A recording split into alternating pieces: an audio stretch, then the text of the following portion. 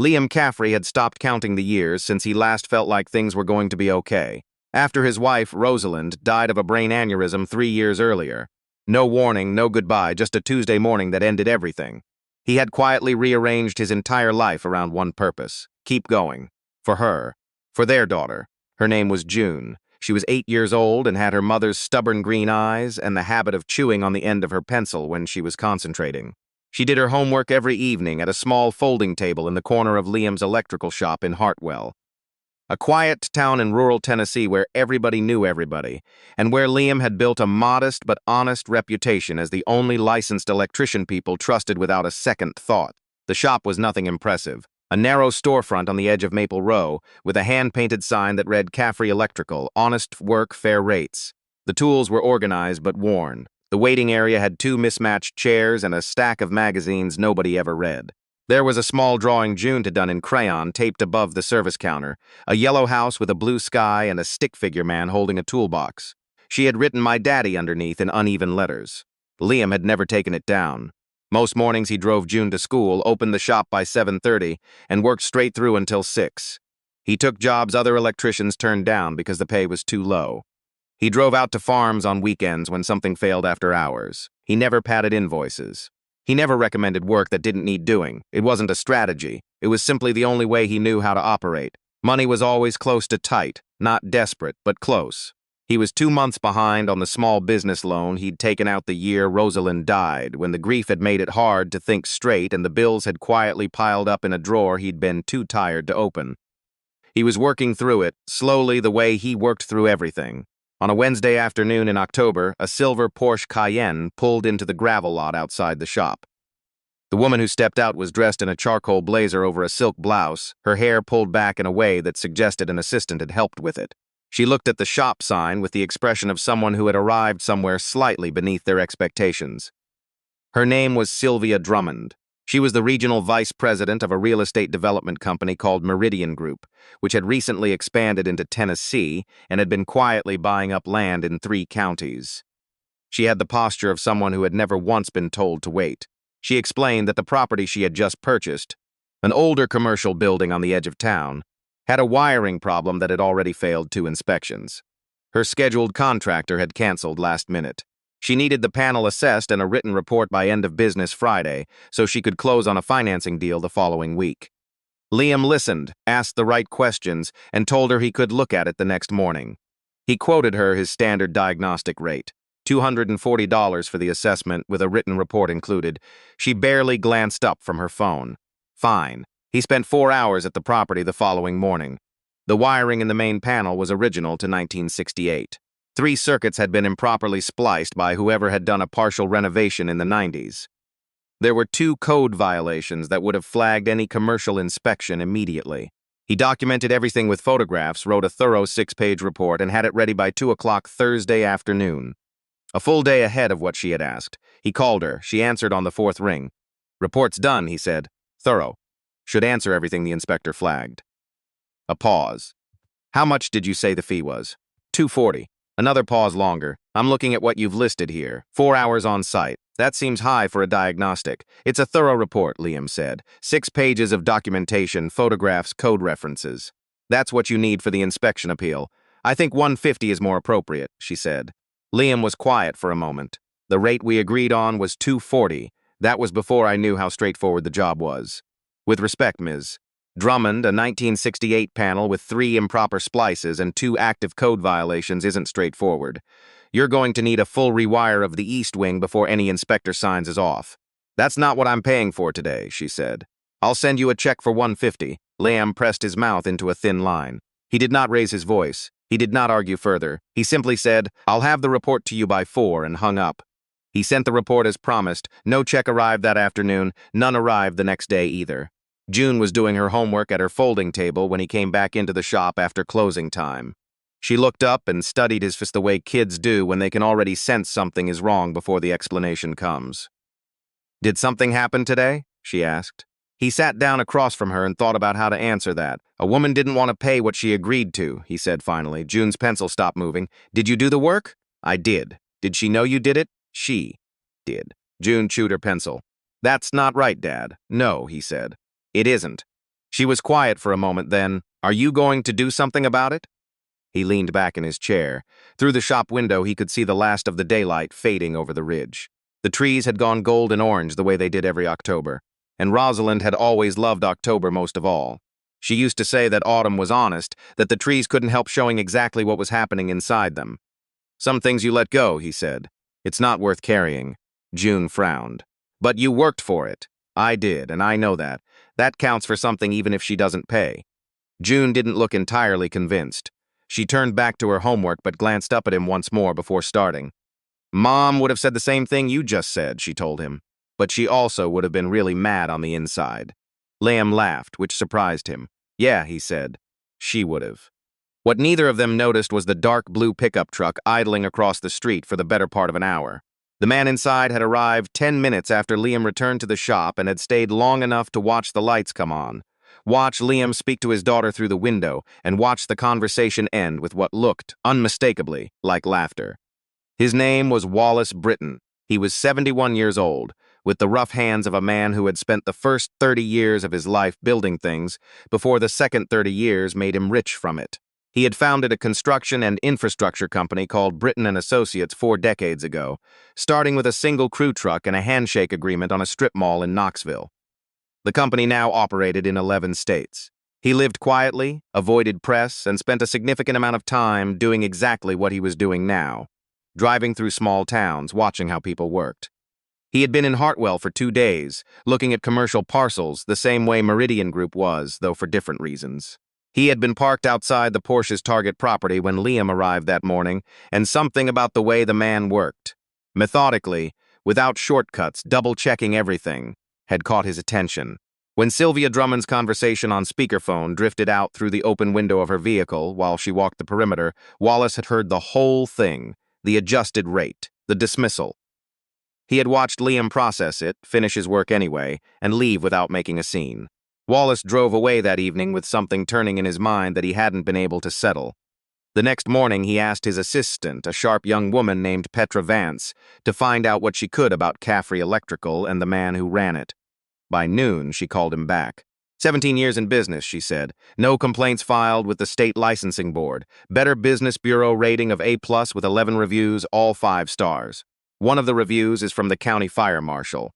Apparently, Caffrey caught a wiring issue in the middle school gymnasium that the original contractor had missed. Fixed it on a holiday weekend and refused to invoice the school district. Wallace said nothing. "There's more," Petra continued. "I spoke with the owner of the hardware store on Maple Row," she said, and I'm quoting, "Liam Caffrey is the only person in this county I'd trust with my life and my money at the same time, and I'd feel better about my money." Wallace almost smiled. "What about personally?" A pause. "Wife died 3 years ago. He has a daughter, 8 years old. He's been raising her alone since. From what I can tell, he coaches her soccer team on weekends and never misses a game financially. Small business loan, slightly delinquent. Nothing catastrophic, but the margins on a solo operation like his are thin. He's not struggling the way some people struggle, but he doesn't have much cushion." Wallace was quiet for a long moment. "Did you find anyone in that town with something critical to say about him?" Petra hesitated. "One person said he's too honest. What does that mean?" His words were, "Liam always tells you what needs fixing and what doesn't. And half the time what doesn't need fixing is the part you were hoping to pay for, so the big ticket item doesn't feel so bad. He costs me less than I want to spend." This time Wallace did smile. "Okay," he said. "I'd like to meet him." Liam was in the middle of replacing a breaker panel in a dentist office on Thursday morning when his phone rang with an unknown number. He let it go to voicemail, finished the connection he was working on, and listened to the message 20 minutes later. A calm, measured voice. "Mr. Caffrey, my name is Wallace Britton. I have some business I'd like to discuss with you. I'll be in Hartwell tomorrow morning if you have time to meet. My assistant will reach out to confirm." Lamb replayed it twice. The name wasn't immediately familiar, but something in the tone of it made him stand still for a moment longer than he usually would. He called back and confirmed 10 o'clock Friday. He didn't sleep especially well Thursday night. He lay in the dark with his hands behind his head and went over the week in his mind, trying to find some thread that connected an unknown caller to anything that had happened recently. He came up short. Eventually, he stopped trying and just lay there listening to the quiet of the house, the creak of the old furnace, the occasional sound of June turning over in her sleep down the hall. Rosalind had always said he worried at the wrong moments and stayed calm when everyone else panicked. She said it like a compliment, though it had sometimes frustrated her when she wanted him to react, and he didn't. He thought about her in moments like these. Not with the sharp ache of early grief, but with the particular tenderness of a memory that had softened at the edges and settled into something more like companionship. She wasn't gone in the way people sometimes meant when they said that. She was just elsewhere. Friday morning, he dropped June at school and came back to the shop and made coffee. At 10 o'clock exactly, a black SUV pulled into the lot. The man who stepped out was broad-shouldered and moved carefully, the way men do when age has made them deliberate but not slow. His clothes were plain, dark jeans, a work shirt, boots that had seen actual use. Nothing about him announced money, but something about the way he looked at the shop sign before walking toward the door suggested he had already made some kind of assessment. Liam opened the door before he knocked. "Mr. Britton, Mr. Caffrey." The man extended a hand. His grip was firm and dry. "Thank you for the time. Coffee? Please." They sat across from each other at the small table in the back office. June's crayon drawing was visible from where Wallace sat, and Liam noticed him look at it briefly before turning back. "I'll get to the point," Wallace said. "I've been watching how you work." Liam held his coffee mug with both hands. "For how long?" "Since Wednesday. I was outside the Meridian property when you did the assessment. I heard the conversation with the woman from the development company." Liam said nothing. "You did everything she asked, on time, thoroughly, and you didn't raise your voice when she changed the rate." "That's not especially unusual behavior," Liam said. Wallace shook his head slowly. "You'd be surprised," he set his mug down. "I want to tell you something about how I got started, because I think it'll explain why I'm here." He spoke for several minutes. He told Liam about Knoxville in the 80s, the first crew truck, the strip mall. He told him about an electrical subcontractor named Arthur Poole, who had caught a structural issue in one of Wallace's early projects that could have cost him everything. Not just money, but the license and the reputation he hadn't yet fully built. Poole had flagged the problem, fixed it at cost, and never mentioned it publicly. When Wallace tried to pay him extra, Poole refused. He said he just wanted to do the job right. "I've been in business for 40 years, Wallace said, and I have never forgotten that man. Not once." He reached into a leather portfolio and placed a folder on the table between them. "I've been developing a workforce investment program for the past 2 years. Skilled trades, specifically. Electrical, plumbing, HVAC, carpentry. The trades that actually keep things running and that are losing trained people faster than they're gaining them." He tapped the folder. "The program needs someone to run the Tennessee operation. Not a manager in the corporate sense. Someone who knows the actual work, knows how to earn trust from the people going through the training, and has the judgment to make decisions that aren't about profit margins." Lamb looked at the folder but didn't open it yet. "Why me?" "Because I watched you work, and then I asked questions around town." Wallace's voice was steady and direct. Every answer was the same. You do the work right, you tell the truth even when it costs you, and you show up for people who can't always show up for themselves. He paused. "That's not a resume item, that's character. And you can't train that into someone. Either it's there or it isn't." Lam opened the folder. The number on the first page stopped him cold. He read it again. Then he set the folder down carefully on the table, the way you set something down when you're not sure your hands are steady enough to keep holding it. "There are 2 parts to this," Wallace continued. "The first is a 3-year contract to direct the Tennessee program, with full operational authority and a team of 4. The second is a one-time infrastructure grant to Caffrey Electrical to allow you to expand capacity and serve as a practical training site for the program." Liam stared at the figures. Combined, they represented more money than he could have imagined accumulating in the next decade of working the way he'd been working. "This is real," he said. "It wasn't a question exactly." "It is, I'm not." He stopped. Restarted. "I'm just an electrician in a small town in Tennessee." Wallace looked at him with the patience of someone who had heard that kind of statement before and knew exactly what it was worth. "You're the kind of person who fixes a middle school gymnasium on a holiday weekend and doesn't send the invoice." He picked up his coffee. "That's not just an electrician." They talked for another 2 hours. Not about money, mostly, but about the program, what it would look like, who it was meant to serve, how the partnership would work. Liam asked careful questions. He wanted to understand what he was actually being asked to do before he thought about the rest of it. By noon, June's school was letting out early for a teacher training day, and Petra Vance drove her over from the school at Liam's request. June walked through the shop door with her backpack on and her pencil tucked behind one ear and looked at the older man sitting with her father with 8-year-old frankness. "Are you the person from the phone?" she asked Wallace. "I am." She looked at her father. Is it good or bad? Liam laughed, and the sound of it surprised him. It came from somewhere lower in his chest than usual, something that felt like relief. It's good, June. She nodded like this confirmed something she had already decided, then sat down in the empty chair and pulled out her homework. Wallace watched this with an expression that was hard to read at first, quiet and still. Then he looked at the drawing above the counter, at the stick figure with the toolbox, at the words "my daddy" in uneven letters. You've done right by her, he said. It wasn't flattery, it was an observation.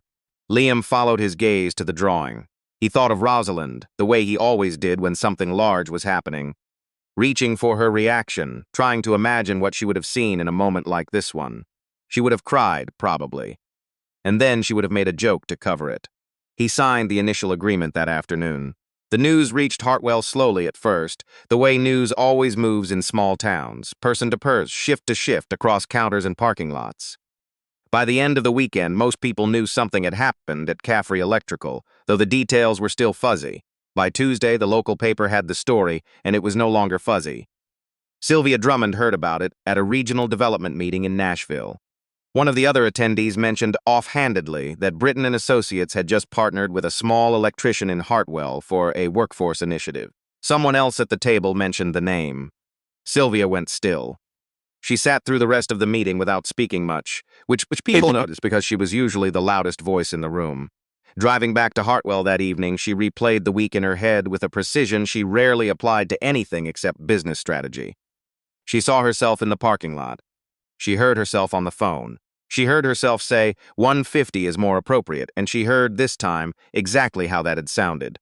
She had not thought about the electrician again after the call. That was what bothered her most as she drove. Not that she'd underpaid him, but how easily she had stopped thinking about him. He had become in her mind a line item to be adjusted. Not a person, not a father working a Thursday morning to support his daughter. Just a number to negotiate downward. She had built her entire career on the ability to identify value, and somehow she had looked directly at it and missed it completely. She didn't tell anyone what she was planning to do. On Wednesday morning, she drove to Hartwell alone, no assistant. She parked in front of Caffrey Electrical and sat in the car for a moment, which was not something Sylvia Drummond normally did. She was not a woman given to hesitation. She went in anyway. Liam was at the counter reviewing a parts order when she opened the door. He looked up. His expression didn't change much, but she saw the recognition. "Miss Drummond," he said. "Mr. Caffrey." She stood near the door for a moment, which was unusual for her. "I owe you something." She placed an envelope on the counter. He didn't open it. "The agreed rate," she said, "plus the difference I shorted you. And I wanted to say directly, what I did was wrong. You delivered exactly what you promised. I changed the terms because I could, not because I had any legitimate reason to." Stopped. "That's not how I want to conduct business." Liam looked at the envelope, then at her. His voice was even. "I appreciate you saying that.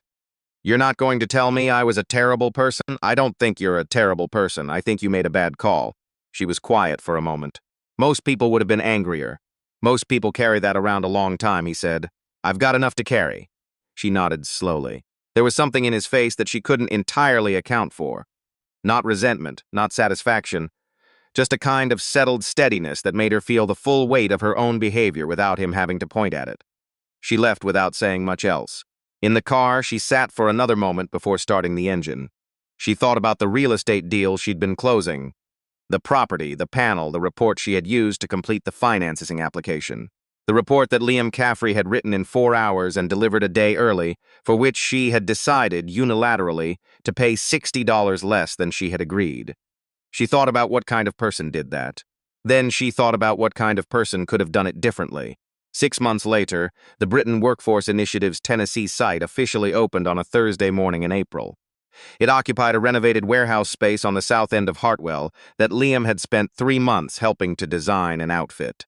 The facility had training bays for electrical, plumbing, and HVAC, and the first cohort of 22 participants had been selected from applications that had come in from across 4 counties. They were, most of them, people who looked like Liam had looked 3 years ago. People carrying something heavy, doing their best to stay upright, not sure exactly where the next stable ground was going to be. Young men out of work after a plant closure. Veterans who needed to rebuild civilian footing. Single mothers looking for skilled work that paid a living wage. A few kids barely out of high school who had been told college was the only option and had started to believe it. Liam stood at the front of the room that first morning and looked out at them. He had prepared a speech. He'd worked on it for 2 weeks, gone through 4 drafts, read it out loud to June, who had told him at one point that it was too long and he should just talk like a regular person. He set the notes down on the lectern. "I'm going to tell you something honest," he said. "A year ago, I was behind on a loan, I was raising my daughter by myself, and I was doing work for people who didn't always think I deserved to be paid for it." He paused. "I'm telling you that not to make you feel sorry for me. I'm telling you because I want you to know that where you start is not the whole story." The room was quiet. "What you're going to learn here is going to be hard, and some of it is going to feel like it's taking longer than it should. That's fine.